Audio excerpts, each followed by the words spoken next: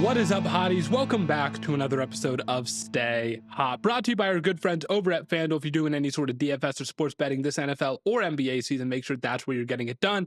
I'm Blaiden Kirk, joined as always by my two favorite co-hosts of all time, Matthew Spinauer and Theo Ash. We've got a great episode for you all today. Of course, we got to talk about Monday Night Football. We got to talk about Phillip Rivers coming out of retirement to play for the Indianapolis Colts. And then we're going to go through sort of the bottom 8 teams in the NFL right now, the top 8 picks currently in the NFL draft, and do a mini offseason preview, what those teams should be looking to do to improve their standing next season. But before we get into it, and of course we'll do the Stay Hot Locks, Matt, Theo, how you guys doing on this beautiful Wednesday evening? Pretty good. I've been just keeping up my gym grind this winter. I talked to you about squats last time, and I didn't count the weight of the bar. So I don't squat 50 pounds. I squat 95 pounds. There you go. Nice. And I can bench 75. I was about to say probably less than you can squat. Yes. Probably. Yes. I was just happy to be able to get the bar up and down, to be honest with you. My upper body strength needs a lot of work, more than I run around, so I jog and just carry my own weight on my feet all day. So I'm like, squats, I think I can do. Well, Lifting, and I don't know. Benching is going to be hard because you're a tall boy with long arms. Right. So you got a longer way to go down, longer way to come back up. So it's going to be a grind, but You got to start somewhere. you got to start somewhere. It's all right. What do they bench at the NFL Combine? 225. So 245-pound plates on each side in the bar. That's not that crazy, though. Like, It's hard. I mean, one time I feel like the average dude could probably like train their way to that relatively, like, I don't want to say quickly, over like the course of a couple of years, if they're, like decently consistent. But the number of times that they do it, no, that is crazy. Like 40 times. Or like, I think we talked about this a couple episodes ago. Like Arvell Reese's max is 405. That is nuts. on the bench? It's ridiculous. Yes. It's especially crazy because of how much he weighs. Yeah. Right. He doesn't weigh that much. It's one thing when the guys who are 340 can do it, and even that's nuts still. But 405 bench at 240 is crazy. So it definitely puts in perspective when you're working out how jacked those guys are. Let it be like benching 225 is hard. I've never done it. Yeah. Oh, sure. Like it's incredibly difficult. So anyone who can do it, major props to you.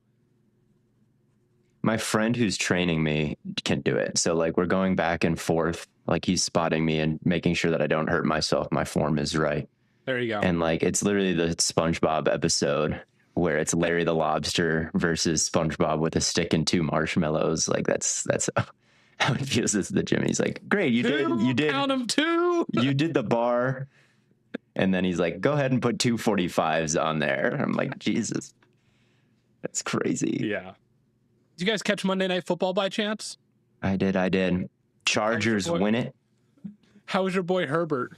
Herbert, bro, is Absolute trooper. He is a trooper.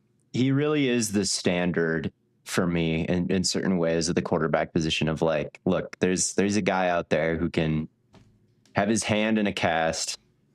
He can have no offensive line, a 68% pressure rate over the course of a game. Receivers are getting jammed into each other and falling down off the line of scrimmage, no separation all day.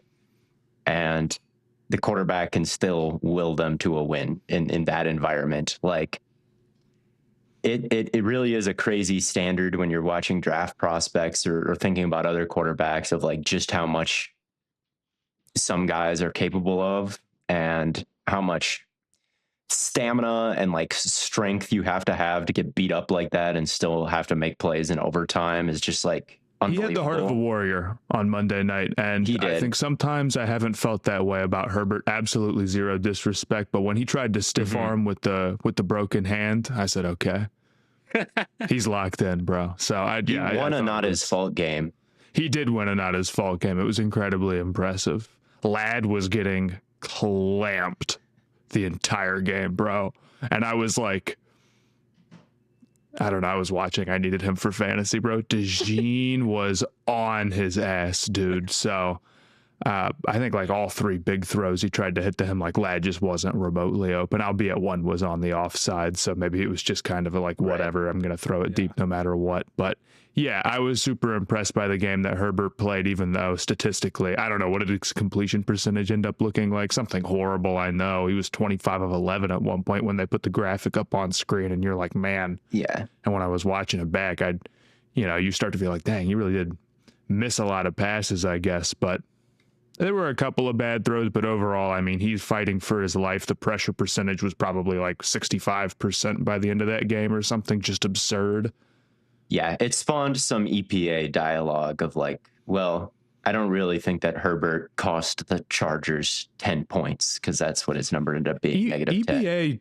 I just feel like, I don't know. I feel like we never talk about EPA for quarterbacks on here. It's no different than just like drop back EPA for a team. But when we talk about like a team's drop back EPA, we're blaming, I feel like, the right collection of people rather than just the quarterback, when obviously everything still matters. So yeah, I definitely in this game, you feel like, man, if they had those two tackles, the Chargers could be, a decent threat and a wide open AFC. But you got to figure, even though they're 9-4, at some point that comes back to get them. And it can't just be Herbert trying to be a hero the entire time. No. Yeah, they run into the Texans again, and the same thing is going to happen. Or in the wild card round or whatever it is. They should make the playoffs at this point, though. I mean, for the Chiefs to beat them out, who are probably the number one threat, they would need to go like 1-3 from here on out. Granted, one of those games, the next game is against Kansas City. So maybe it'll be 1-2 versus non-Kansas City teams. And I believe it's all real opponents, but I got faith that they can get one more and kind of get themselves in there. They have the most difficult schedule remaining. That does not surprise me. But they only need like one more. Yeah, if they can get to 10 wins, they should be pretty safe. They play Kansas City next. Mm-hmm. They can win. They can get in right there. I think they absolutely can. Shout out Cameron Dicker as well. Like, as much of a Justin Herbert carry job that was for the offense, it really isn't just him by himself. And the defense and the special teams is like a big gap compared to the Rivers era, especially Dicker. I mean, 100 out of 102, they said on the broadcast, on kicks less than 50 yards. I mean, 50 yards is not nothing. And to be nearly automatic when it's not like super long is unbelievable. I mean, he has the highest field goal percentage of any kicker in history with more than 100 attempts. He's at 93% make, and Aubrey's second with 90. Now, Aubrey's a little bit more of a freak show, rangy alien type guy, but like Dicker's right there in terms of kickers in this era. Where would you rank him on the top 100? I don't want the smoke. I mean, we ranked Tucker high, and then he never was the same. I'm not ranking. This is total. It was, I believe, if I'm remembering correctly, it was like the year after he hit the game winner against the Lions, and I swear to God, he like did not make another 60+ yarder for the rest of his career, and just like missed all of them or something like that. Yeah. And then I was obviously out of the league. Yeah, that ended up breaking my way a little bit, I guess. But never wrong, just early. The Chargers defense does need to be like their top. Maybe we don't want to bring EPA per play into this discussion, but like they're top 5 in EPA per play through this season. They're top 5 in success rate. Yeah, they are a bunch of ball hawks in the secondary. That last pick with Hart and Jefferson was like unbelievable, to drive on the flat and then sink off and tip it. Jefferson making the sliding one-handed catch. The contain from Khalil Mack on the Hurts option, like it was just that was a takeaway, man. That wasn't a turnover, that was a takeaway with how good it was. So the defense plus the special teams plus Herbert makes them like, I guess, a wild card team. I really think that they're going to get in after that win, and I don't think they're going to go very far. I really don't. The protection is just too bad. But I gotta commend them for this. There was a gritty win. Harbaugh ranked it with the like birth of his child and getting married at like best moments of his life. I think find that Harbaugh is cute at kind of all. I'm losing his downvoting mind. that when I see it on Reddit. Harbaugh might be losing his mind, dude. I see some of these like post-game speeches from him, and like they didn't. This one didn't make sense. Like he just was kind of yammering and like stumbling over his words. Is bro good? Look, I'm not going to say anything. I got nothing nice to say. Well, what do you think about Jalen Hurts' performance, Blaiden, as we finish up this Monday, the wide-ranging Monday night conversation? He broke another record. First player in NFL history to have 2 turnovers on the same play. You know, I am sort of the opinion that this is somewhat of a not his fault year for Jalen Hurts. I do think the play calling, like, there's the meme right now going around of Saquon Barkley up the middle, AJ Brown default. Like, that is exactly what they're doing, and it's very predictable. I think it limits what, like, I get Hurts hasn't been perfect, but when your offense is so one-dimensional, it just doesn't feel like there's a whole lot of room for error. Like, he has to be perfect at every single moment of these plays, and there's just I feel like there's more room for error in a lot of other offenses. I think that's fair. I mean, the pick to not AJ Brown, the pick to Devontae Smith when the route got jumped by Dante Jackson, that to me was indicative of a lot of the issues that the Eagles have had this year, where like it's a Hank concept. So it's 3 curl routes and 2 routes in the flat, and just banging into a secondary player and then turning around is like a staple of this Eagles offense. And you saw it on the sack earlier in the game. But that wasn't Hank. That was just all curls. I don't even think there was anybody in the flat. I think it was all curls. Hank is a legitimate pass concept, but it's best against cover 3 because the corners are more focused on getting depth. They're more focused on defending the deep third. And in quarters, like, there's so much help deep that they're actually looking more to jump routes. So when you're running those curls, and they've been seeing curls all day, like Dante Jackson is just in a really good position there. There are better plays against quarters that they have to be able to get to, but that's just not what happened. They run Hank. It's not a beater for that coverage. Dante Jackson sitting on the curl because he's seen it all day. Devontae can't sell vertical well enough to get him out of that. And then Jackson just ran him over on his way to the pick.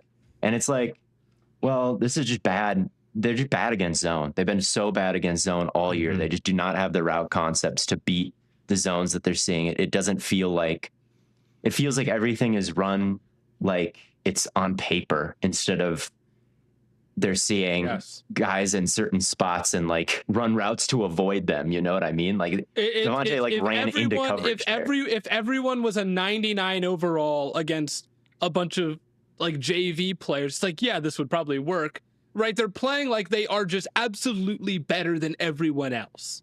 Like that's how it feels like they're calling offense. Yeah. From week 1, it was rough. From the very first week against the Cowboys, I was like, this is terrible to watch schematically.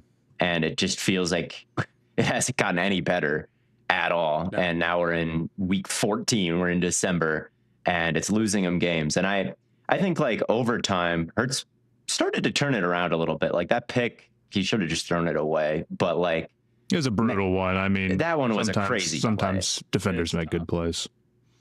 And you saw the dig that he threw. You know, I thought that deep ball to AJ Brown was DPI. That didn't get called. Like, he had a scramble that kind of broke the Chargers back, but it was called back. Like, I saw these moments where it's like, man, Hurts really is threatening to the defense in this moment right now. Like, he really is threatening on this game-winning drive opportunity, but it just didn't really go his way at the end. And for me, like, yes, Hurts, he doesn't have a big arm. He doesn't have great vision over the middle of the field. Like, he isn't a great scrambler. There's a lot of limitations to him that make him not top 10 right now, like pretty easily.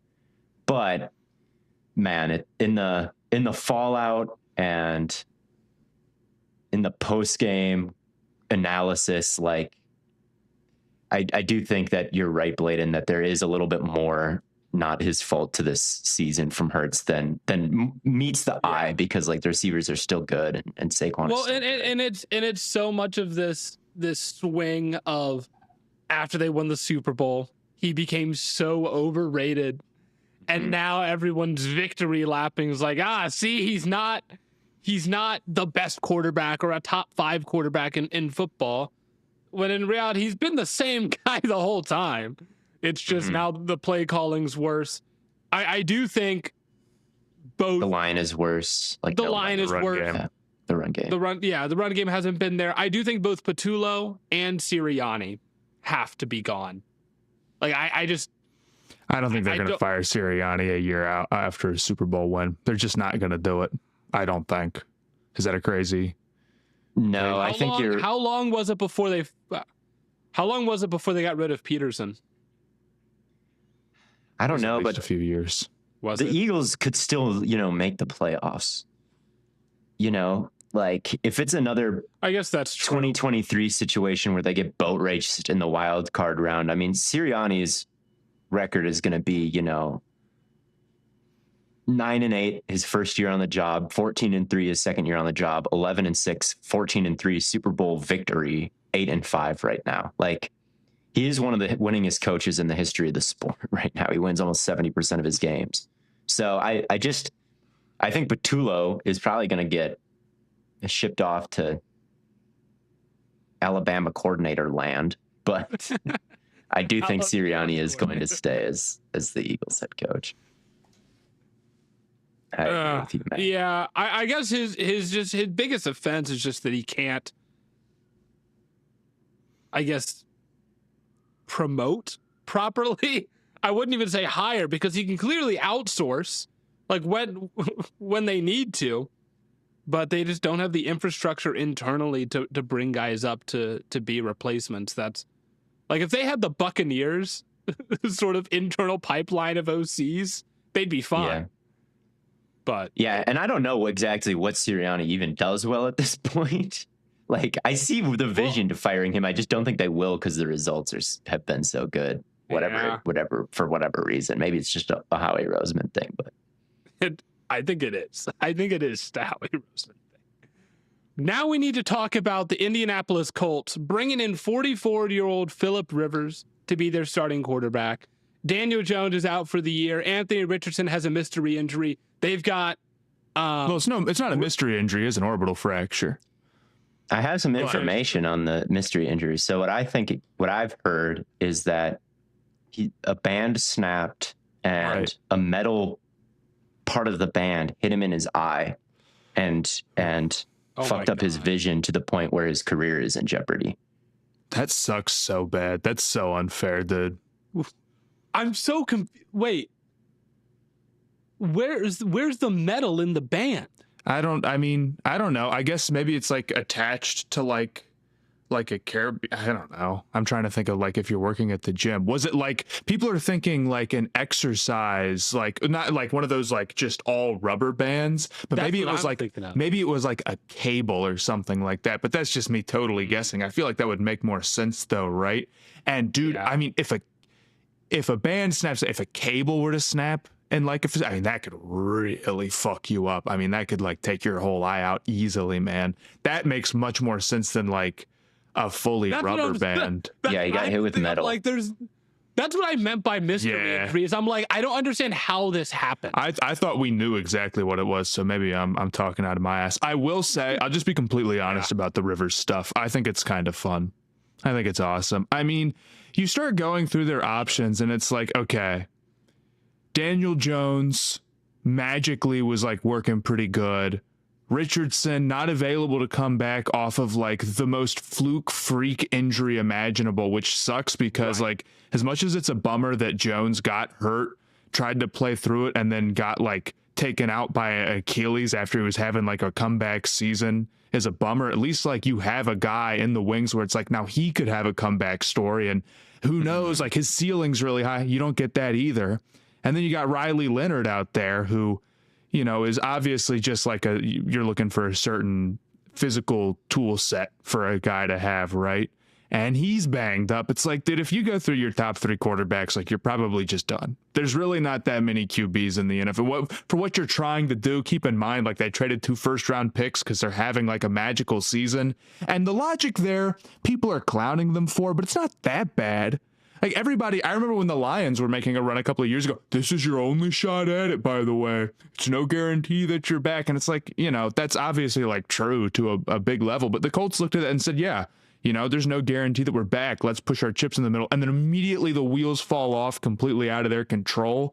Every year there's a handful of teams that just, like, can't do anything, too injured. Just can't be that injured, and it's just going to happen sometimes. It's a bummer that, like, at QB, if you're this banged up, I mean, you can do it with Foles. You can't do it with, guys off the practice squad, most likely. So if their option is, like, fuck it, 44-year-old Phillip Rivers, all right. We talked about the available quarterbacks on the last episode. Like, oh man, who do they have? And Spot Track had it as like Beathard, Jake Fromm, and there's one other guy. It's like, well, like, am I going to sit up here and be like, dude, you have to go Jake Fromm over Phillip? Jeff Driscoll, that was who it was. Dude, how do they miss? I mean, look, it could be a total disaster. Absolutely. He hasn't played in 5 years. He's a grandfather. Yeah, he's a grandfather. He hasn't played in 5 years. It's insane that he's going to suit up and maybe play. We don't even know if he's actually going to go out there and start, but apparently, like, it seems like it's totally possible. But at least it's really interesting. Yeah. There's so many more options they could go with that. It'd be super boring. I'm for sure turning on the Colts game as my 101 if Phillip Rivers is starting it at 44 years old. So at the minimum, they've got ratings on lock, and they will have ratings. I mean, you know what they're thinking. They're like, we just want somebody who knows the system and who can process things. And who knows, maybe the arm is, like, bad but workable, right? I don't know one way or the other, if I'm being completely honest. I can only guess what a 44-year-old Phillip Rivers who hasn't played in 5 years arm would look like, which if you held a gun to my head and said, what do you think? I'd say probably not good, right? But who knows? You don't have to hold a gun for me to make that prediction. You can hold maybe like a rubber band to pull the back 50%. And I think I'd have a pretty strong guess at that point what he'll look like. Too soon, Theo. Too soon. But yeah, I mean, he's a year younger than Ben Roethlisberger, and he retired a year before Ben Roethlisberger. And it's rough. I like the stat that he's older than JFK was when JFK got elected. I was trying to explain it to Cammie and found out that he's a year older than Amari Stoudemire. Imagine him coming back and joining the Suns right now. That would be bad.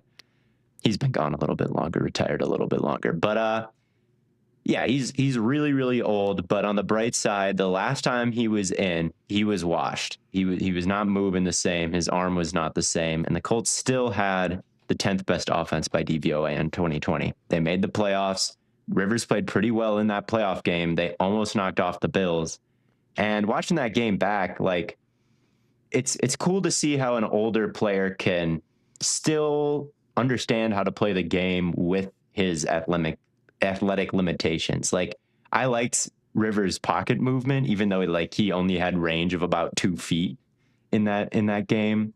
And I just like how aggressive he was pushing the ball downfield to the maximum possible extent. Like, he really wasn't satisfied for like open shallow crossers or open check downs. Like, he'd go to them, but only after exhausting every option. And he really was like trying to get the most out of every play. So like, if he's the exact same as he was in 2020, I mean, maybe it could work better than it could with some of these other guys, but I just don't understand how he wouldn't deteriorate after. I don't understand how it would be the exact same. I really don't. I mean, they worked them out. They must feel like, sure, right?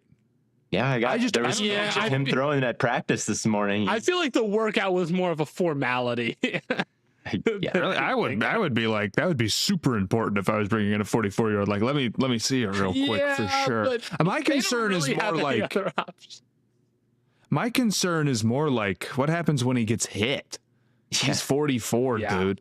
Like, I don't know. I just remember, like, at one point, Tony Romo was just like so past the point of being able to survive hits that it was like, you can't even get through a game, man. I'm sorry. Yeah. It's not your fault.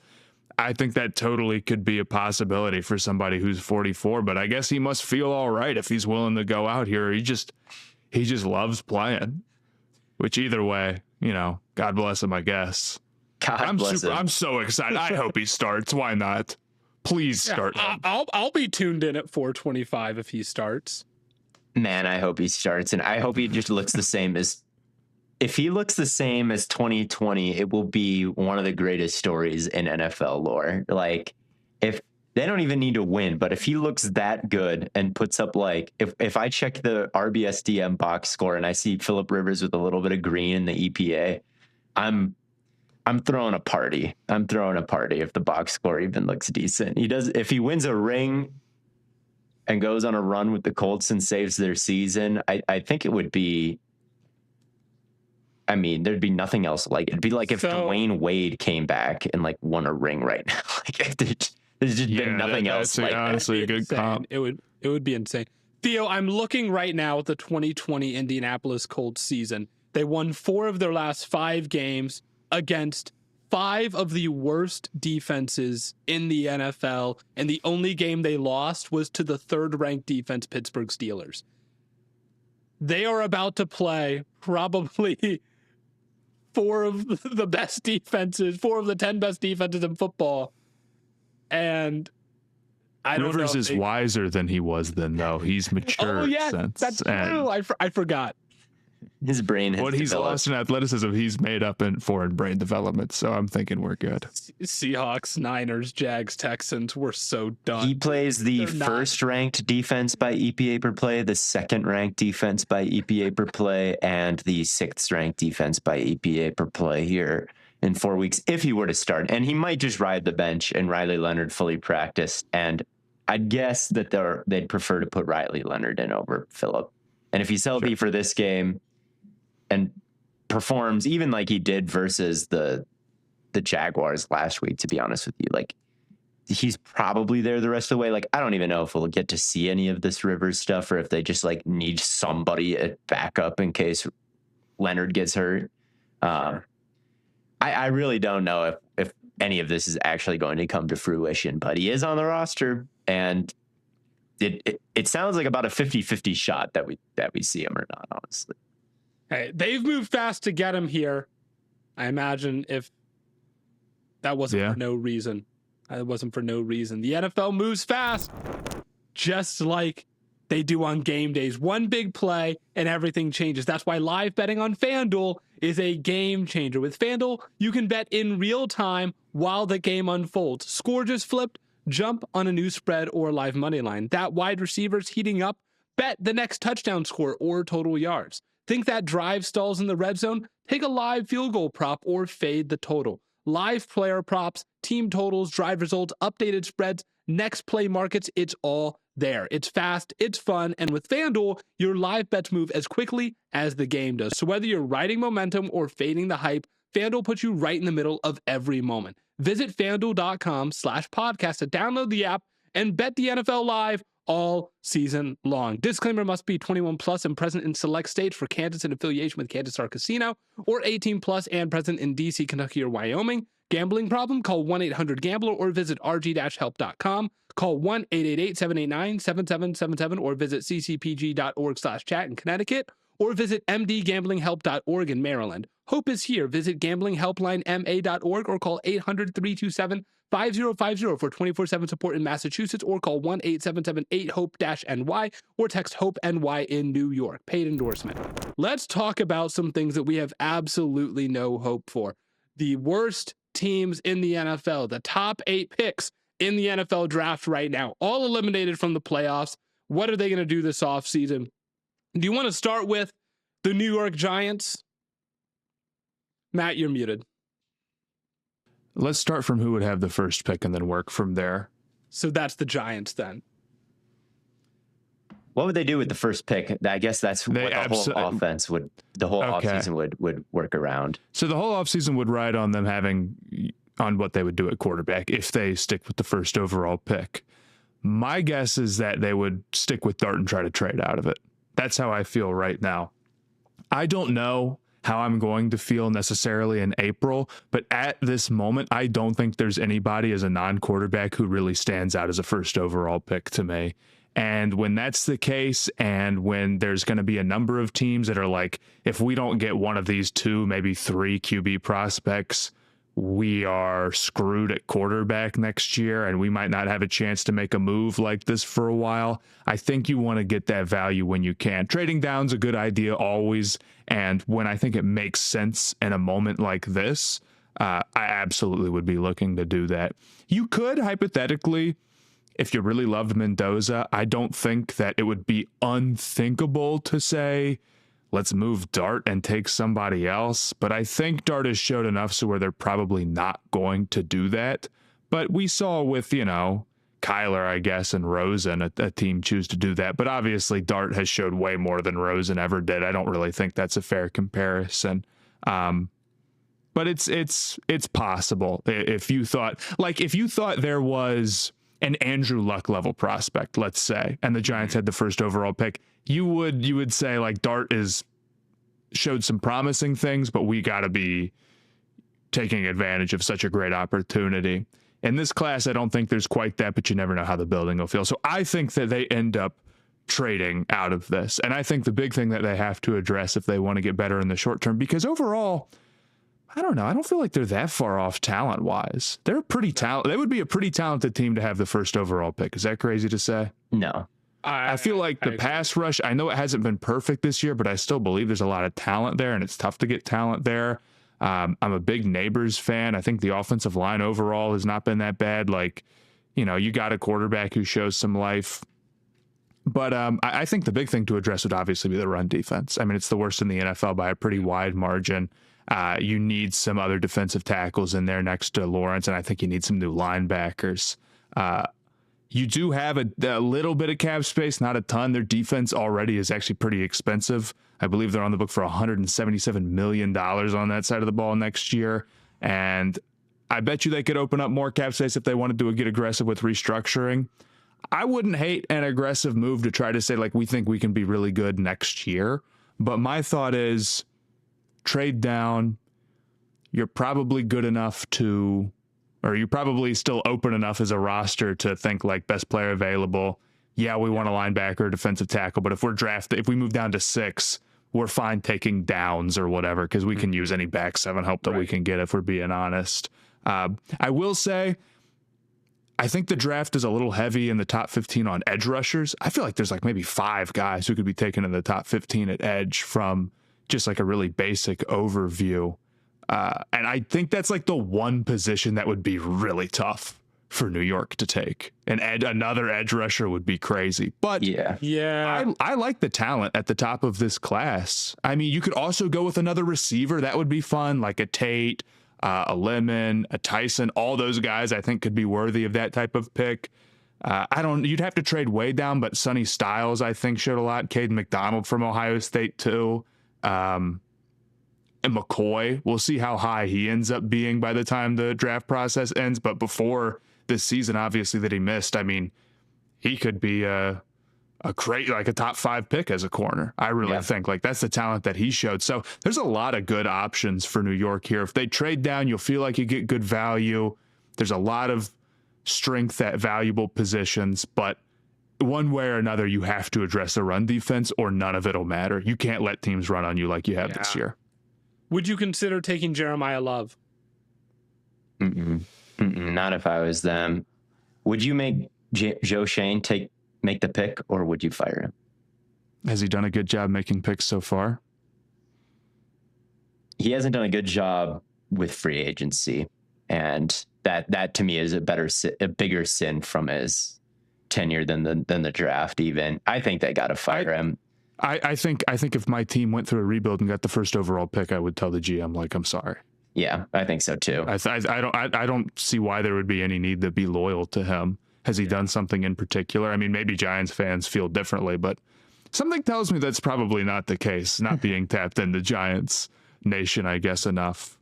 No. I just think part of me feels like they're not actually going to end up with the first overall pick, and maybe this episode, like when you look back in a month, isn't relevant, or at least talking about them having the first overall. But if they did, man, I feel like they would be a really talented team. Well, and it would be super awesome to watch Dart go from like, he's showing some promises, we got to get him some help, and then all of a sudden he comes back the next year and it's like Neighbors and Carnell Tate and something. I mean, that would be an unbelievable jump. So right. I think there's a lot of exciting things that they could do here that would get me kind of pumped up. Well, Matt, I do think it's interesting you say the Giants should trade back. What teams do you think, if they had the first overall pick, should not trade back? Anybody that needs a quarterback. I think that's the Raiders. I would say the Raiders absolutely probably have. I mean, they have to take a quarterback. They don't have one, in my opinion. They feel like the prime candidate to, like, if they're number 2 and the Giants are number 1. Actually, I'll just go through the top 8 and I'll tell you which ones I think should and shouldn't. Okay, Giants would be trade back for me with what Dart's done this year. Raiders would be probably draft a quarterback. Titans, no, they trade back. Browns, easily the most debatable team. We'll get to there. We'll get there. Saints, take a quarterback if you have first overall. Like, I'll say that right now. If you have first overall and don't have to trade, take a quarterback probably. Saints, I don't know if they would take another. I mean, I think Shucks look kind of good. They might be trade back. Commanders trade back. Jets probably take a quarterback. Cardinals, Kyler debate. So I guess I didn't answer half of those, but I would, and even then, like I do recognize, you know, a lot of year one guys like Shucks showed some promise or Dart showed some promise. When that actually gets tested into like, okay, you have to improve. Okay, we need to be like good week in and week out. Obviously, like the standard's higher and things could not work. Like you play the odds, the young QBs who have a chance, who you feel like maybe we already have a solution at quarterback. Many of them won't, but I don't know. I think teams are going to be a little bit biased towards like, let's just hope the guy we have now is the guy and try to build around them. And if we're wrong, hopefully we build a good enough infrastructure so where we can like be aggressive getting a new guy and he can come into a ready-made good situation. Yeah. That's kind of my thought. Yeah, I definitely think that Dart stays, no doubt about it. Like, and anybody Dart caliber stays in this class. Like, Josh Rosen, his EPA number in 2018 was negative 130. Negative 130. Oh my God. And Dart's at negative 11. So like it's just not the same. If I was the Giants and I had that pick, I mean I think going down to maybe like 2 with the Raiders. That'd be awesome. Pick up whatever. Sure, pick up whatever and then take like, I think they really need a 3 tech next to Dex. So like a Peter Woods, I think could really unlock the whole pass rush because that's been so disappointing this year. I think that's the big storyline from their season is they're 23rd in pressure rate with what was supposed to be this really big time front 4.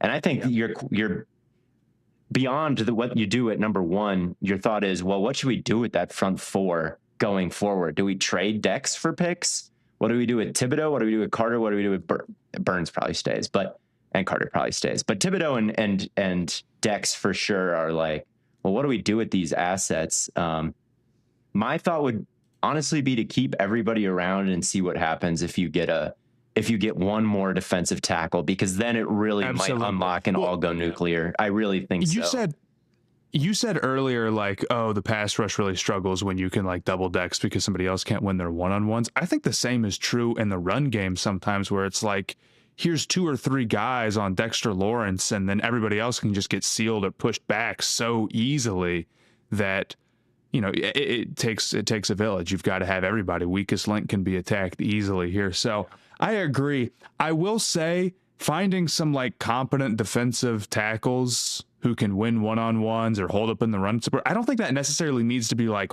we have the second overall pick and we must select somebody there. And of course, like you guys know, just in general, I'm against the mindset of picking for need specifically super, super high. So I think they would have a lot of good options no matter what.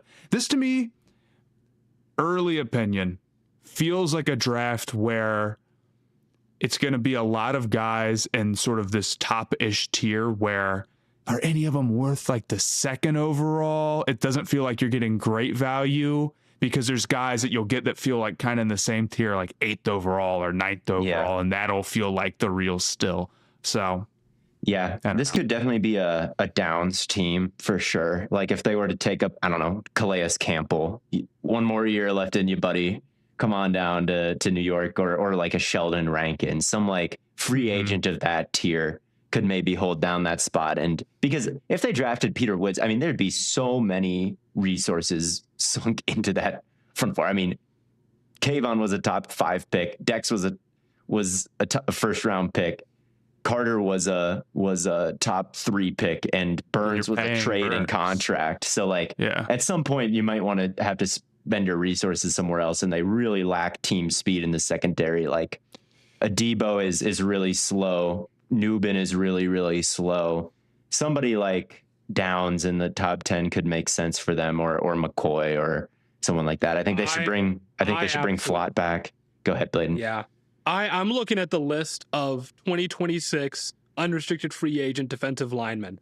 I'm seeing Larry Ogunjobi. I'm seeing Calais Campbell. I'm seeing Sheldon Rankin, Shelby Harris, Tier Tart.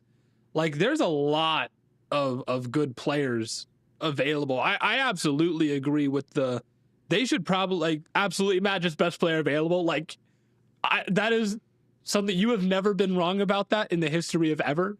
But I think especially when I look at the free agent defensive linemen, it's a no-brainer. I think they don't need to be locked in to drafting defensive line. Yeah. Well, the thing is that in hindsight, the reason why best player available is like never wrong is because in hindsight, you always just are like, who was the best guy on the board? So it's kind of like cheating a little bit, but it is true. Like, you just don't care about drafting for need that long. Yeah. It's not going to be that long before, if the Giants have the 2nd overall pick or the 1st overall pick and you're doing a redraft, you completely forget like what they actually needed in 2026, and you're like, oh well, I just would have rather taken like the guy who made first team all pro at receiver or safety or whatever. And the Giants have a lot of needs anyway. I mean, again, it's just like edge would be the only position where I'm like, I don't know if we can do really it's edge, tackle, and quarterback that you feel pretty good about with the Giants for next year, and those are the 3 positions that go with the 1st overall pick. There's also some really good linebackers available this offseason. Matt Milano is going to be a free agent. Hey, get him. They could use him. I'll wonder what they do with Micah McFadden, who's a free agent, who is kind of showing out in 2024 and then immediately hurt his foot this year and has been on IR, and now he's in free agency. I might want to bring him back if I was them, because the linebacker situation is so dire, and he really was a breakout player. Even though he didn't get the season, he might be someone I prioritized. I would definitely prioritize him over like Wan'Dale Robinson, who's a free agent for them. Like, that is, he is so replaceable. It's unbelievable. Like, I'm not giving him Khalil Shakir money even. Like, he can go. Russell Wilson can go. Illuminor, the right tackle, he should stay. Banks, you don't need to pick up his 5th-year option. Evan Neal, he can go. There you go. There's their offseason. There's your team. Do we want to move to the second team? Let's do it. Let's move to the Raiders. They obviously need a quarterback. Geno has not been good this year. Yeah. Part of that, maybe some of that's not his fault, but like he's washed. He's not been good this year. Like, he's clearly lost a step from where he was before. Had some hope for it, but it's just not there. And it does make you wonder, like, should they have also taken a quarterback last year to try and give them some sort of development track?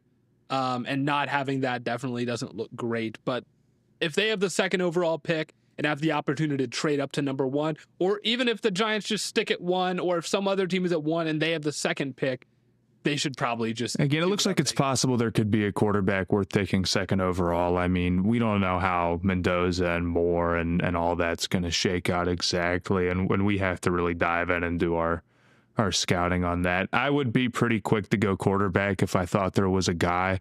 There's probably going to be some arguments. Let's say in a world where you're feeling good about those two dudes as prospects headed towards the draft. There's going to be some dialogue about how the Raiders situation is so bad that you should actually skip out on a quarterback until the infrastructure is better.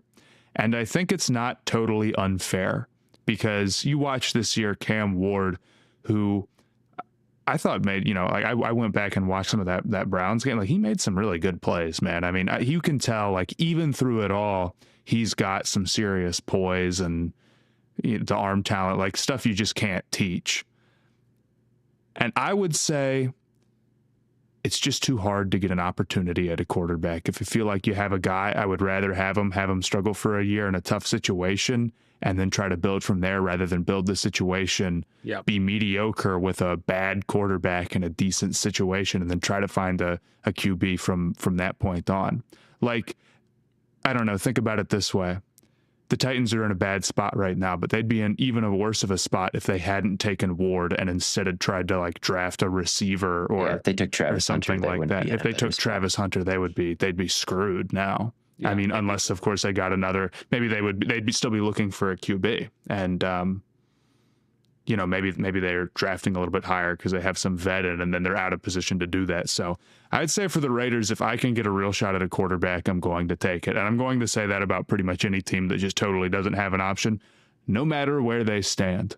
But in the event that they don't their infrastructure is, I don't know if I would call it like the worst in the NFL to bring a QB into, but their offensive line has just been such a disaster this year that it's totally unworkable. And I mean, they have some guys that I like, of course. Bowers is like a one-of-one demon, and I really still believe in Genty. I just think nothing can work behind this O-line. But to me, when I look at this team, I start thinking like what the Bears did is what you need to be doing. For what it's worth, they do have like $100 million in salary cap. They should be super aggressive pursuing offensive linemen. They should be overpaying for offensive linemen if they can do it. Again, it's what Chicago did. It's what Carolina did. And even if you're not getting perfect value, if you're bringing in a rookie quarterback and you end up hitting there, you make up for it pretty easily. And it fast tracks their development, and hopefully like it's an investment that pays off more even in some other guys than it does in the offensive line itself.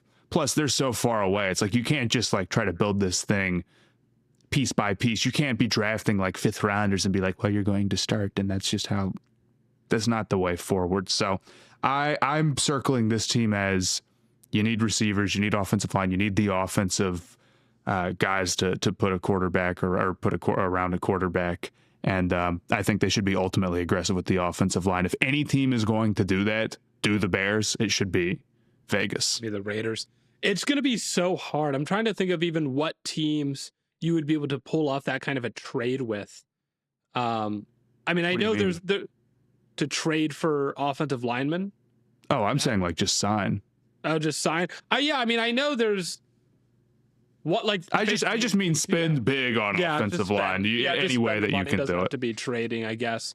I know Wyatt Teller and Joel Bitonio are free agents, but Bitonio might retire. So like, I don't know who exactly they'd get. They have gotten ravaged by injuries too. I think that this is secretly maybe not the absolute worst situation to come into, to the point where like if they had the first overall pick or even if they have the second overall pick, I don't think their mentality should be like, well, we need a franchise cornerstone over a quarterback because our infrastructure is so bad. Like I'd just go quarterback because Colton Miller got hurt week 4. He's a really, really good player. I mean, they were a bad offense before he got hurt. They ranked 29th in offensive EPA, but then after he got hurt, they're dead last by an absolute mile, even though Bowers came back in that time. Like they got no time really with the two of them out there together outside of week 1 when they beat the Patriots. So like, I think with him and JPJ and Genty, it's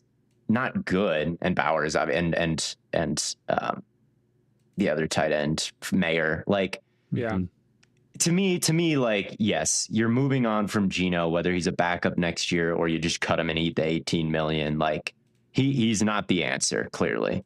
And if they could get someone like Moore or Mendoza, I would pull the trigger on that if I was them. Or like, I don't know if Manning will declare, but I do think he'd be QB1 in this class. So like, I don't know how that's all going to shake out. Does Moore return for the Nike money like all the Oregon fans think, or does he not? Who knows? But at the end of the day, if they were sitting in the second overall spot like it is right now, and the Giants were number one, I could easily see them swapping and just securing that number one pick and the quarterback they like and going for it and saying like, hey man, we got Bowers, we got Genty, we got Colton Miller back. We'll add to the offensive line. Like, this doesn't have to be the longest term rebuild. Max Crosby is a huge question. What do you do with him? I wrote that down. And I would at least listen to offers. I would listen to offers. I don't think I would be necessarily like ready to do it, because you can rebuild in the NFL quicker than you expect always. And Crosby is just so valuable. It's so tough to find those guys. I mean, I guess we'll get to them. Even with the Garrett stuff, I kind of feel like I see the Browns' vision on keeping him around and trying to go from there. So it wouldn't be impossible for me to move him. And if they don't take a quarterback, then I would really like consider moving him. If you're just, because if you're not taking, if they end up like winning a couple games and then you're like at pick, I don't know, 8 or something, like maybe then you trade him or something. Yeah. That's definitely a harder spot to deal with. What about the Tennessee Titans? They're kind of they're not taking a quarterback. They need to load up on some receivers pretty badly. They have Ward throwing to a bunch of rookies right now. I mean, I guess the Ridley was supposed to be the guy and he went down, but the connection between Ward and Ridley was rough. Ridley is just not a reliable guy to target. In the first 5 games that he played, which is the 5 that he wasn't injured in, he got hurt in the 6th, 44 targets, 15 catches is just brutal. They don't have anybody who I think is incredibly reliable here. And I mean, we see so often QBs take the jump in year 2 or year 3 after they get a star receiver. Tennessee has the most cap space at $108 million. They've already, I feel like, invested a lot in the offensive line. It hasn't been like a complete disaster, but it's not been worth it. It's not been getting its return back whatsoever. The game against Cleveland was a good proof of concept that they can mitigate pressure. It's some combination of the offensive line being disappointing and Ward also holding the ball a little bit too much at points, of course, which you expect from a rookie quarterback. It's not the end of the world or anything. And again, I feel like a lot of the time when he holds the ball, he shows great poise and feel and ability to look downfield. So it doesn't feel like it's a lost cause or anything. If I'm them, though, there's not a top-end wide receiver that I'm not in on. I feel like they should be the first team to make calls in the front runner for everybody until they get somebody. That means like a T. Higgins or a DJ Moore. But really, like if Pickens is available in free agency, I would really think about that. I don't know what Dallas is going to do with him. Clearly, he's had as good of a season as you could pretty much hope. But you run into an issue where can you pay Dak, CD, and Pickens all top flight money at their position? I mean, you can, but you're going to be giving up a lot for your passing game. So it'll be interesting to see how they handle that. But even somebody like Alec Pierce or Juwan Jennings or something like that would be... Jacoby Myers wouldn't be a bad call. Or they could go multiple guys. If they spent $60 million on wide receivers, honestly, that would be perfectly fine by me. It would be so easy to buy into that. Overall, I do think, or you could sign a guy and draft a guy. Again, we've talked about how we like the receivers at the top, and that probably makes more sense than giving out 2 huge contracts on top of already paying Ridley, who I don't know how much guaranteed money he has left. I should have checked that. But I have little faith for Ridley to be somebody who is not maybe open, but frustrating going forward. So and Ridley I'm looking for like 2 new guys. He wasn't a bad receiver last season, but I mean, there were just so many drops in the early going this year. It was so bad. Nate Tice wrote a good article about Cam Ward and points out that their team leader in targets, their 3rd place leader in targets, and their 4th place leader in targets are all day 3 rookies. Yeah, and you know what? Like, I don't even hate them. I don't even think those guys are like terrible DK or anything. Like Helm, DK has been like he's brought some juice, and Helm has seen his like workload uptick in a position where like it didn't necessarily have to go like that because Okoronkwo was there or whatever. But you obviously can't rely on that. Obviously, you need to bring in a star wide receiver. I feel like that's a given. Anybody could tell you that. So that's the number one thing I'm watching for with them. And then obviously what they do with coaching wise. Yeah, that is the big thing because they really whiffed on it this coming into this year.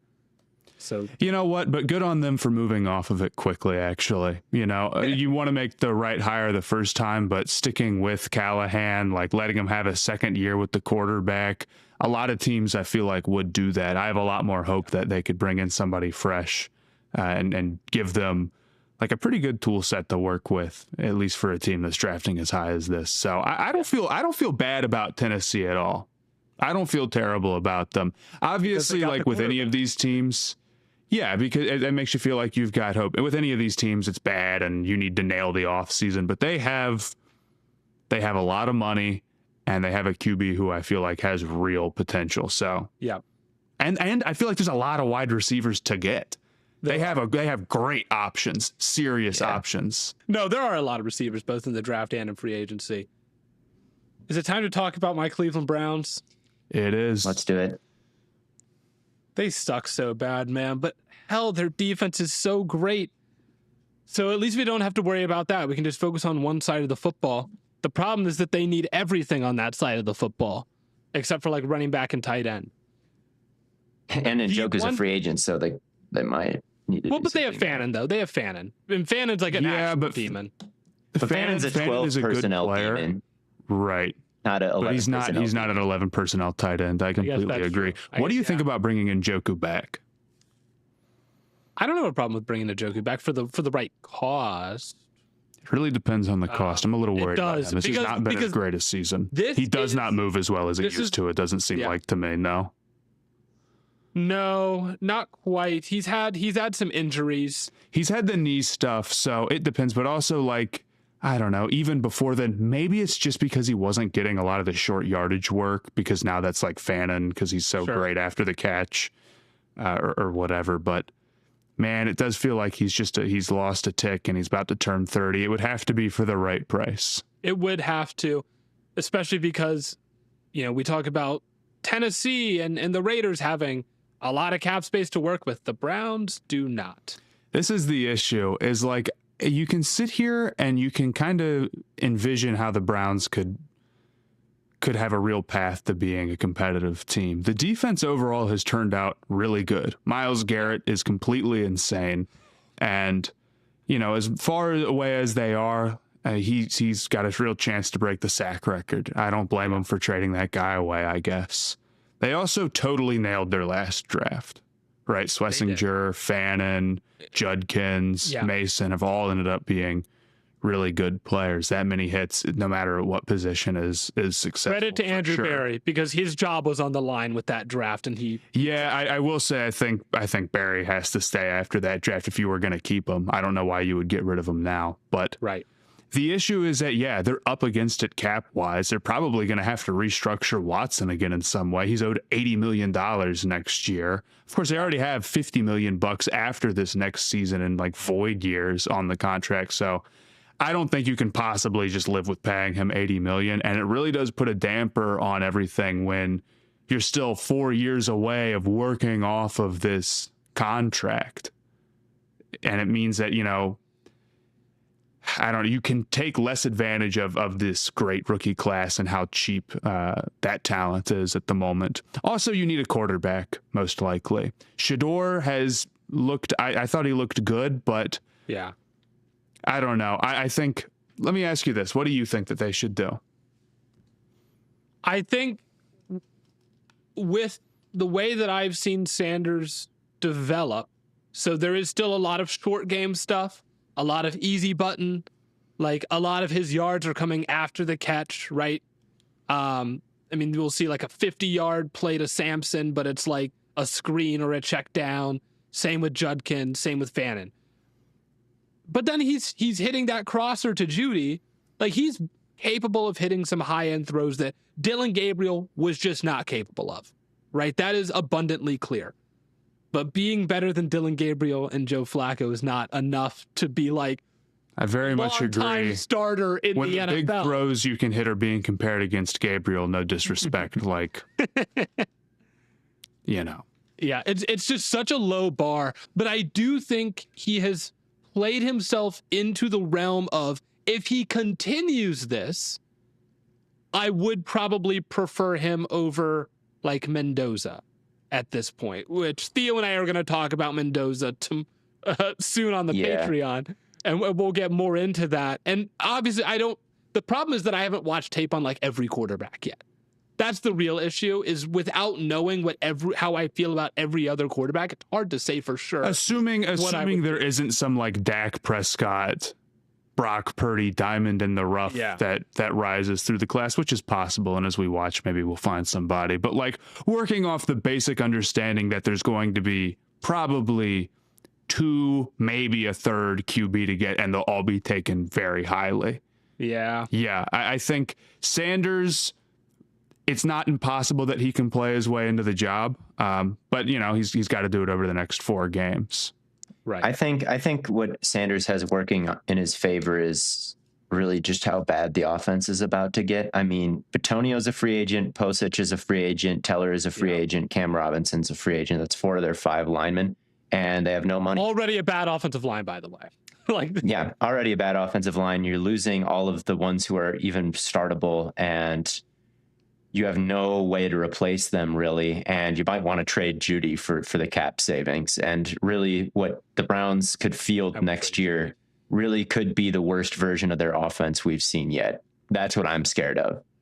And that's true. If you stick Mendoza out there with worse offensive line than what they have now, and Browns receivers minus Jerry Judy, I think what Shedeur has going for him is he's just on the roster now. And if you stick with him, you can use that 4th round pick to do what you did, or that 4th overall pick to do what you did last year and trade back and just try to just overwhelm the roster with as much young talent as possible. Too. Yeah. You do have an extra first, and they have the 2nd most draft capital currently in the NFL. If the Browns strategy was just to ignore a quarterback, like we're going to be so bad on offense last year, like Mendoza will be useless. If their plan was like to just make the most selections in the draft that any team ever has, I think that would be a valid response to owing Watson $80 million one way or another. It's you can either pay him that in 2027 or you can split it up and owe him $50 million in 2028, right? Like, it's the bill is coming due. You're paying him $80 million to do nothing. So you can add more void years too. You can always kick the can more. That's what they're I'm assuming that's what they have to do, right? Because it's like he's 25 after. He's supposed to be on the roster next year. Like, it's his final year of like actual contract, and then it goes like 25, 16, 7 void year, 1, 2, 3 after that. But the issue is that he's owed $80 million next year. I think it becomes like a can we field a team issue if you don't restructure him in some way. So. Yeah, I guess I see that. I think if Sanders continues to give them, I guess, any sign that he could be the guy, and it's not totally unserious to give him an opportunity, they probably stick with it.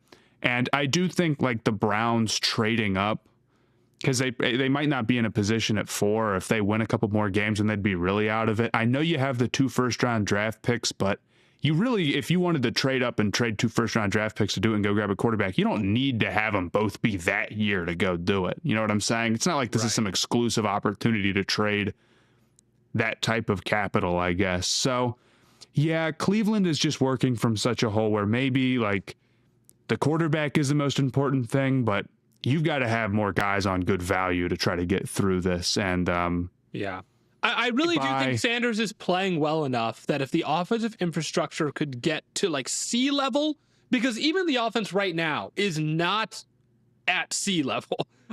Jerry Judy, not a good wide receiver 1.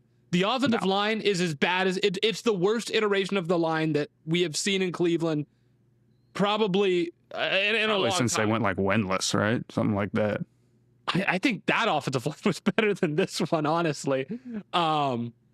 The benefit of having 2 first-round draft picks is that I think they should just go like receiver offensive line in the first round and just get like a kick-ass wide receiver, a kick-ass offensive lineman, and I would just do that every pick of the draft, honestly.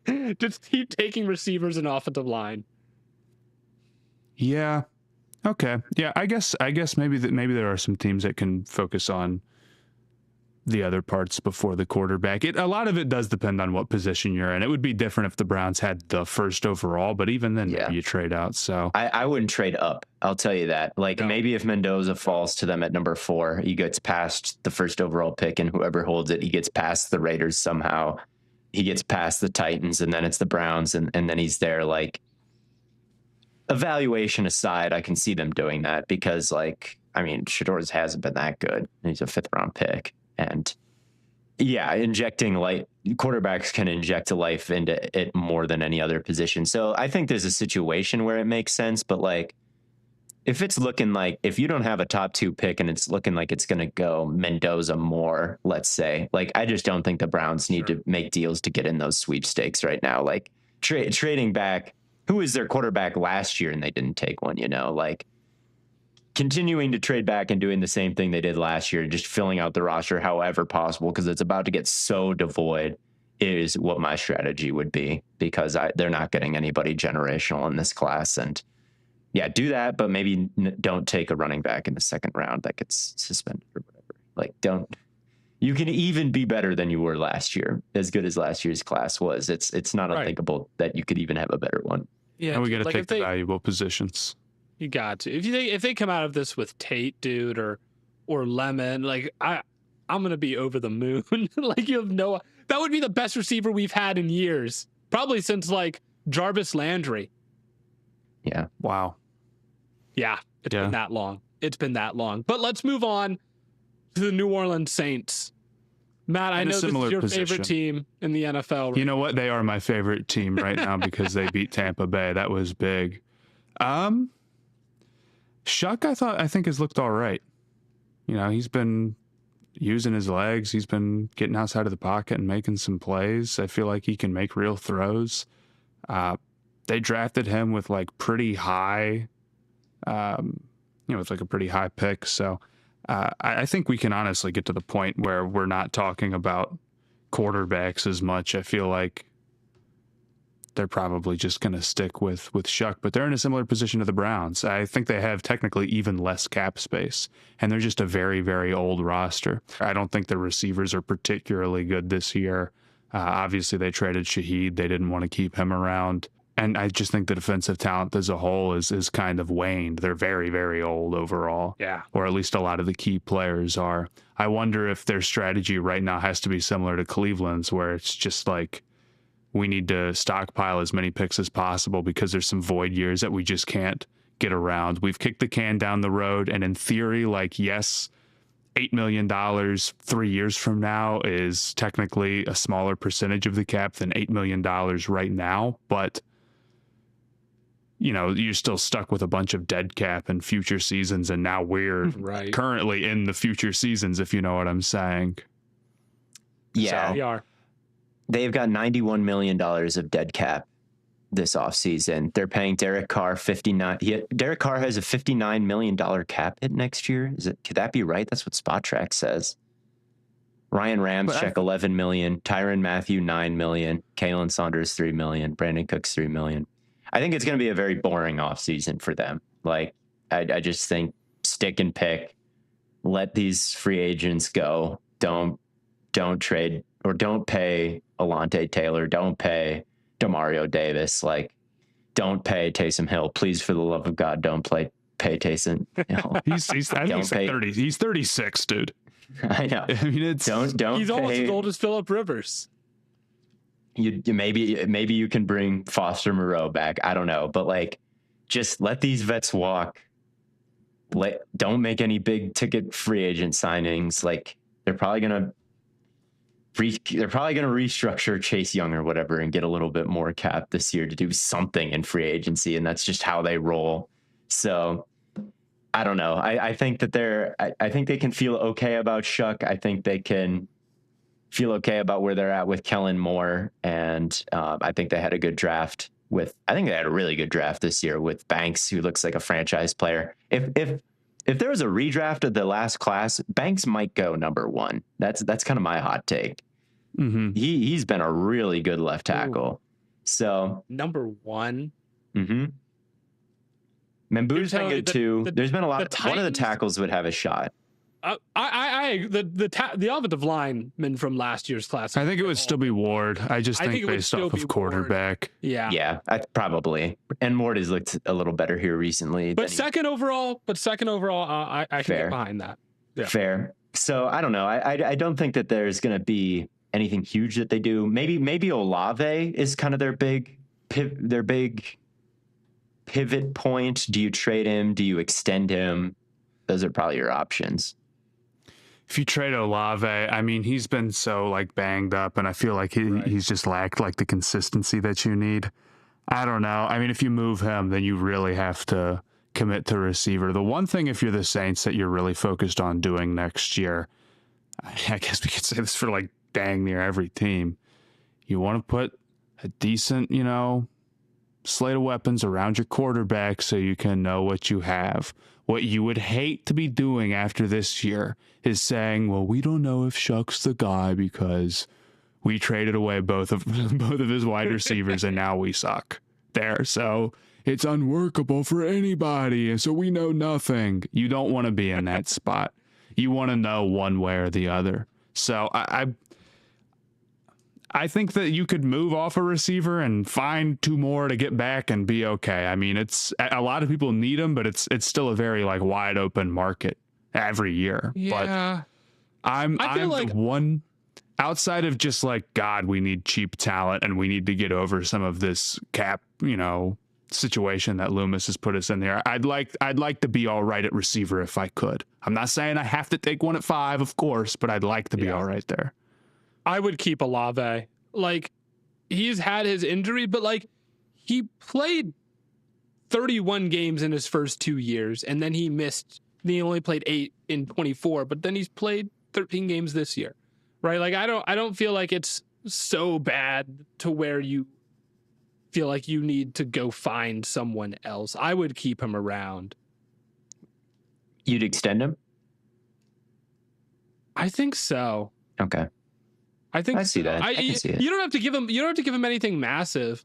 Like, if you don't feel like he's produced like a tier 1 receiver, you don't have to give him. It's not like quarterback contracts where it's like you either reset the market or you become a free agent and then you reset the market anyway. You can always just keep him on the 5th year and see what happens. That too. Yeah. And if he walks in free agency and he's like good and he gets a big payday, I mean, you'd still probably be comp pick, 4th or 3rd or something like that. But that's like a 3rd, 3 years from now or 4 years from now. Whereas you could get a second round pick for him now and then take Tyson. We're not worried about what year, man. It's all about process with us. It's all about doing things. Yes, the Saints GM definitely might be tempted to get a tag and trade him 3 years. I could tag and trade him if I wanted to. After the 5th year, I don't know if your hand is forced with the extension, and if I'm the Saints, I'm being careful about just paying everybody and saying, life's a peach. Okay, yeah. I think whatever they do with Olave makes sense. There's not really a bad option. If the Chiefs want to give you probably not a 1st round pick, but like a 2nd round pick for him, I might take him up on that. But if not, then I would have no issue extending him. Commanders. Wow, they need defensive talent. Yeah. That above everything. They're just slow and old on that side of the ball. Yeah, just watch the 40-yard dash and build your board.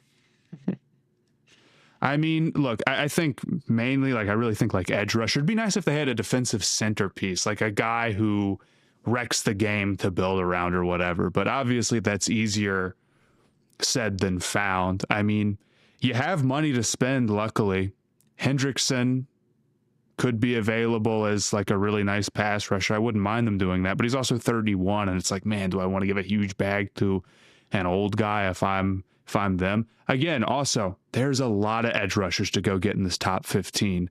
Where you might be drafting right now, you probably would have your choice of them. I mean, I don't know how high Reese is going to go, but you got Bain, Howell, Falk, Bailey. I mean, there's all of those dudes could go pretty dang high depending on how the process goes for him. So I would have a skew towards edge, but of course, if Downs falls to me and I like him, great. And the same with McCoy. So I just think across the board, they've got to have somebody who's a real difference maker, somebody who you have to game plan against or stay away from when you're going up against that defense. And on top of that, you have to tell Jaden Daniels to be more careful. He can't be hurt so often. Yes, Jaden Daniels' scramble rate has gone up since last year instead of down. So you've got to figure that out. I'd like to see him maybe next to a really good running back at some point in his career. Like, we're kind of in this Jeremiah Love range if we're talking about what they do in the draft. That'd be cool. It would be cool, but they might just need defense too bad. They whole defense in trouble. We're taking running back. Yeah, I mean, BPA. Yeah, screw positional value as much as I can be. I feel like at the moment, but it would be tough. It would be tough. I mean, they've had a good run game, and it could be even better if he stayed healthy. Right? He might let you get away with the Austin Ecklers and Jeremy McNichols and well, what Bill if you didn't Krosky have to get away with that, man? What if you didn't have to? It would what be if sick. What if you could be the Eagles, but your quarterback was the fastest player on the planet? Like, well, then you need Jalen Carter at some point, and they don't quite have him and Bond and Quinion Mitchell and whatnot. Yeah, they would also love like an Arvell Reese or Reese would be great. And Bain, I think, would just be perfect. Like, I think they'd run the card up if Bain was there. And Hendrickson also feels like a team that this is just a clear, like, we've been mocking them. They need it. If they went into next year with Bain and Hendrickson rushing off the edge and we're kind of the same commanders, you'd feel like, okay, maybe their injury luck bounces back a little bit. You know what I'm saying? Yeah. I like that plan. I think they got to be pretty double big serious time. Edge rusher move would be very enticing. Absolutely, that would be a cool game plan for them. Yeah. So we figured that out. We figured that, and there's probably other running backs to go get. Like, maybe it can be done. It can maybe. Yeah, 100%. Love though. 100%. So that brings us to the Jets. Then. They're like a complete. We're doing an NBA rebuild team after what they did at the deadline, right? I mean, they like Washington Wizards, Hornets, I don't know, whoever, Brooklyn Nets blew this shit up to the point where it's like you don't trade away both those guys and then have some like concise game plan as to how you're going to like go make the playoffs the next year. You know what I'm saying?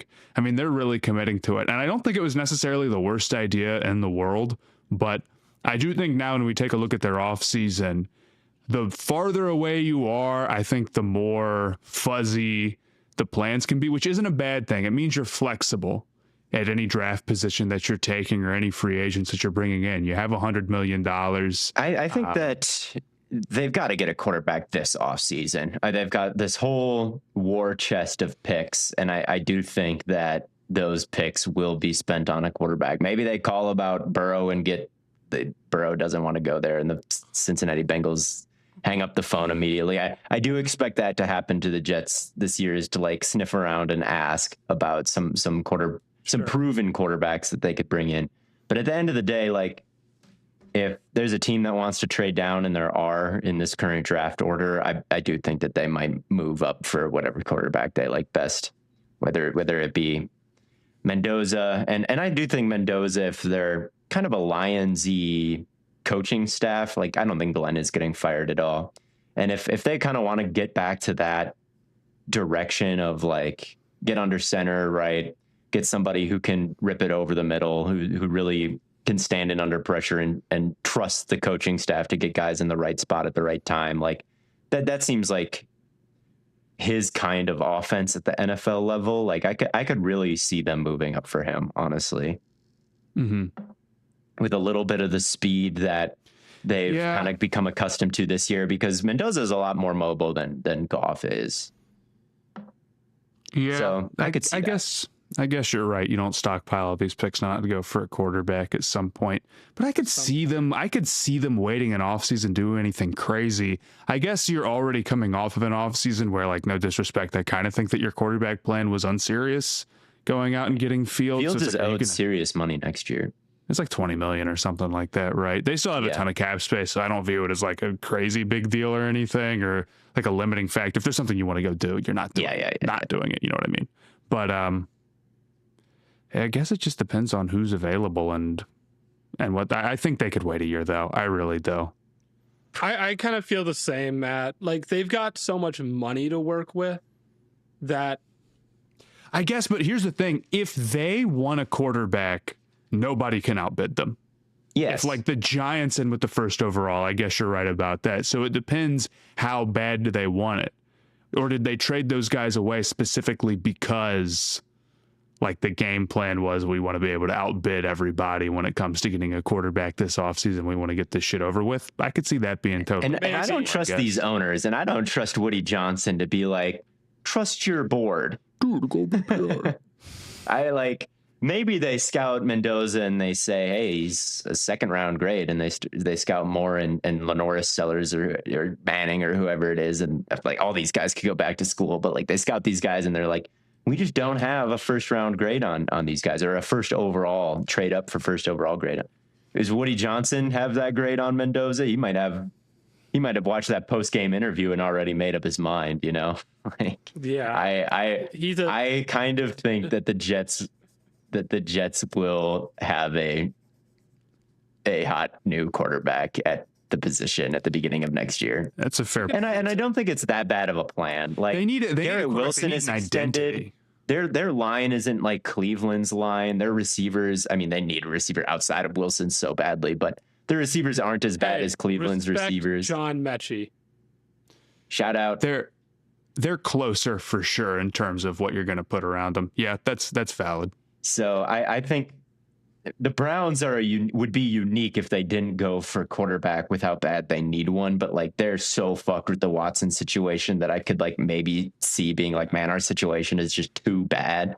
But I don't think that's true for the Jets. I think this offseason will be around securing a quarterback. And the most likely one that I can think of would be Mendoza. Like if I had to bet right now where he'd end up.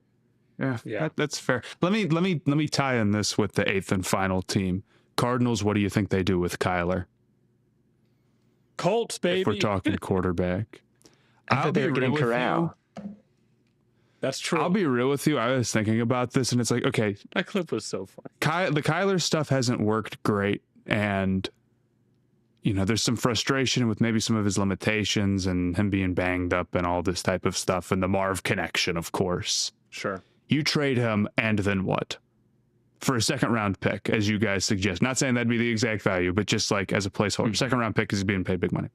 Yeah. And then what? You instantly run into a quarterback issue immediately. You would be opting into, we're probably not going to be great at QB unless you had something else lined up. But as it stands right now, the Cardinals aren't picking high enough for me to feel like, oh yeah, they're just going to be able to go get a guy in this class or whatever. So that makes me think that it probably favors keeping Murray, right? The money for Kyler, if they were to trade him, I think the other teams would take on a cap hit of $42 million in 2026 and $36 million in 2027, which is a lot, but it's not completely unimaginable to where you can't trade him. It gets easier, though, to trade Kyler if you keep him this year financially. It does. Now, Brissett is under contract for another year, and since he came in, they're 11th in dropback success rate and they're 18th in EPA, which isn't the worst deal in the world. If you wanted to say, like, well, we could maybe the Vikings offer that second round pick for Kyler and you take it and you get him off the books, and then you have this top 10 pick and you have Brissett and you say, well, let's find an offensive lineman. Like, we really need to get right tackle figured out bad. And the 8th pick, we can maybe do that, or take the Miami guy or something like that. I think it's possible to trade Kyler and stick with Brissett for a year. I don't think that's completely out of the realm of possibility for them. I just think a team, it's like the trolley problem almost, right? It's a little different when you pull the lever. Like, there's some teams that roll into the offseason with a bad quarterback game plan because it's musical chairs and somebody's going to get left out. It's another thing if you like kind of have at least like Kyler has his issues, but it's a serious solution to have him at QB and see what you can get out of that, and then trade him away and then sit on your hands for a year after you've been bad for a while now. You know what I'm saying? Mm-hmm. Yeah, I've warmed up to the idea of keeping him and Brissett, right? Because if he gets hurt, which he always does, then Brissett is your backup. Yeah. And then overall, you're feeling okay about your situation. And then you can use these picks and resources on something else. And you can still probably trade Kyler because he's under contract till 2028. So if he plays 2026 and maybe regain some value, it might be a better spot to trade him then. So, like, I don't know. I think there's definitely some weirdness there with him and Gannon and the front office. And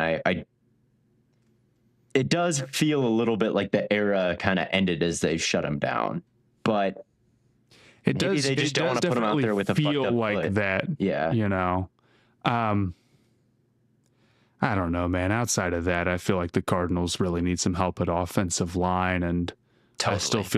I still feel like the defense is probably a season away. I mean, Sweat was a nice addition and whatnot, but Nolan coming in at the end. Yeah, but I mean, where do they rank this year as a whole? Not particularly high. I also think Gannon should be out. I mean, some people thought this Cardinals team had a chance to be really good this season, and they have massively disappointed some people. So I feel like you've seen enough, and if the clock management issues and stuff like that continues, and you're having 2-minute drill problems, I mean, I just don't see a reason to stick by this other than like the sake of sticking by it, if you know what I mean. Yeah, they are 25th in defensive EPA, 31st in defensive success rate this season. And they have, I believe they've been terrible in 1-score games again this year. And I really do believe it's the clock management and the 2-minute drill stuff that kills them. Yeah. The stuff with DeMarcado was embarrassing for him. I definitely could see. Oh yeah. And that totally slipped my mind. I'm good. I just don't think this is something that you have to stick by if you're Arizona. I could see that. I could see maybe firing Gannon and keeping Kyler. I don't hate that at all. I really don't hate that at all. I'd probably keep Budda Baker still. I just think with him being an older safety owed like $16 million and then $17 million next year, like I just don't think you're gonna get the pick that you need to make it worth moving him. I think I'd run it back with him and Sweat and Nolan and just kind of see what happens if injuries kind of break your way a little bit better next year. And I definitely would be looking at a guard or a right tackle in the draft. Like the right side of the offensive line has just been journeyman for way too long. That would be my number one plan for them as far as what to do with that pick. So yeah. They're 2-7 in 1-score games this year. It's not great, and they had a losing record in last year. And I don't know. I think I would be team keep Kyler, move on from Gannon. Yeah, I can see that. Go from there. I can see that. See it. So Matt, you figured it out. Congratulations. Thanks. Now let's see if you can figure out the Stay Hot locks this week. Brought to you by FanDuel. Matt went crazy one week, took a massive lead, and then he somehow, some way, let me claw back to tie it up here. Matt, last week you locked the Seahawks and the Buccaneers. The Saints defeated the Buccaneers. You have 16 points. I locked the Broncos. I have now 16 points after they won. Theo, you locked the Rams and the Browns. I hope you learned your lesson. I did. To never lock the Cleveland Browns. And you still have 13 points. So I guess I get to decide where I pick this week, which is great because I'm going to continue. Actually, you know what? I'm going to give myself the swing. Okay. I haven't done that in a while. Do I get to pick next? Yeah, so Matt, you get to decide. I'll take the second pick. All right, I'll go first here then, and I'll take the Texans over the aforementioned Cardinals. maybe a little bit too good of an offense. I just read off the Jacoby stats, and they're not that bad, but the Texans are on such a roll right now, and I really think that this Cardinals team is just going to continue to lose games. Yeah, I don't disagree. I'm going to go Jaguars over Jets. Yep, easy one there. I guess I'll go Seahawks over Colts to start off here. I don't care who they have at quarterback. I don't see them pulling that one off, even if Phillip Rivers is the GOAT. And then I will take the maybe it will come back to bite me. Could be a sleepy trap game. Give me the Eagles over the Raiders. I really like that pick. The Eagles are bad, but they're not that bad. They're not that bad, dude. What was the first team that you took? Seahawks over the Colts. I like that pick as well. Very, very valid. That swings. God bless Phillip Rivers, though. I'm going to take 49ers over Titans. Okay. Yeah, that would have been my next one. Theo, you get the turn. Yeah, I do. The Buccaneers have been so bad recently that it's tough to lock them. I'm going to take the Panthers over the Saints, which is a bit of a tough one because the Panthers lost by double digits, I believe, 17-7 last time they played. But I've got to keep making picks here. Jinx and my boys, you're cheering against all my teams. I know. I like him, man. I'm rooting for notorious adulterer. Emotional hedge. Either you get your lock right or my team loses. Right. And then I'll take the Cowboys over the Vikings, even though 9 bounced back last week and the Cowboys lost. I think the Cowboys can continue their slim playoff push at this point with a win over Minnesota. I think Dak can figure out Flores. Yeah. Fair enough. I'm actually going to go with the third here. I'll go Bears over the Browns. I was thinking about defense, that one. But I think Caleb Williams will be able to run away from Myles Garrett, hopefully. Yeah. Since you'll take that one, then I'll be out because that was the only other one that I was thinking about. I think it's a sneaky trap game. I think the Browns could get them. Browns are sneaky. The Browns are sneaky. Their defense is scary. And if they can get them, if you get scared of every sneaky game in the locks, you'll never pick anybody. I did that last week. I got scared of every sneaky pick and just went one team, but it worked out for me, so I'm not mad at it. Yeah. So those, are you guys going to take anyone else? No, I'm out. Okay, I had to ask. You never know. So Theo with 13 points is locking the Texans, Panthers, and Cowboys. Matt with 16 points is locking the Jaguars, 49ers, and Bears. And I, Blaiden, with also 16 points, am locking the Seahawks and the Eagles. And that will do it for the Stay Hot Locks, which are brought to you by our good friends over at FanDuel. And that will also do it for another episode of Stay Hot. Thank you all so much for tuning into another episode here. We've got some great stuff coming on the Patreon. As we've mentioned before, Theo and I are going to be doing a breakdown of Mendoza. And I put in the Stay Hot group chat, if you guys have anyone else that you want us to be doing breakdowns on, either on the Patreon or on YouTube or on the episode, let us know and we'll be sure to watch those fellas. But until then, and Matt, of course, is doing NBA stuff on the Patreon as well. And for all you basketball fans out there. But until next time, as always, from your favorite fellas here, talking about ball, we'll catch you on the Flippity Flop.